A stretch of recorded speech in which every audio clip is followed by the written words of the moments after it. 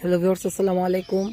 দেখতে পাচ্ছেন এই হচ্ছে একটা নতুন স্টার, যেটাকে আমি গতকাল কিনেছি অন্যান্য গাছের সঙ্গে। কিনেছি বলতে আমার কাছে আরেকটা স্টার ছিল।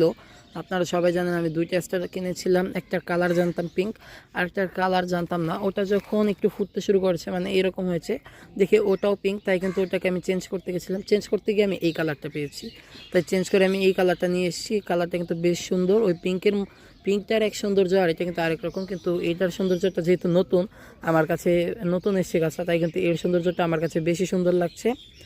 বলতে গেলে কিন্তু সব ফুলই সুন্দর, কিন্তু যেহেতু এই গাছটা আমার কাছে নতুন তাই সৌন্দর্য বেশি লাগছে। যাক, মেন কথা সেটা না, কথা হচ্ছে আমি এই গাছের এখন কী ধরনের পরিচর্যা নেব। পরিচর্যা তেমন কিছুই না, যেহেতু নার্সারি থেকে গাছ এনেছি আর ব্লুমিং শুরু হয়ে গেছে, তাই কিন্তু এটাকে নতুন কোথাও রিপোর্ট করা যাবে না। এটা যেভাবে আছে সেভাবেই থাকতে হবে। কেবল এতে একটু জল দিতে হবে গোড়ায় গোড়ায় কিছুদিন পর পর, আর মানে যখন এর জলের প্রয়োজন হবে। আর এতে তেমন কোনো খাবার দেওয়ার প্রয়োজন নেই। গাছটা যেহেতু খুব বড় ঝাঁকড়া নয়, কয়েকটা ফুল আছে, সেইগুলো ফুল আশা করি ফুটে যাবে যা খাবার আছে তাতেই। আর এর থেকে যখন বীজ হবে তখন পরের বছর জন্য বীজ কীভাবে সংরক্ষণ করতে হবে এবং গরমেও কীভাবে স্টার ফুল ফোটানো যায় সেই সম্পর্কে অবশ্যই আপনাদেরকে ভিডিও দেব।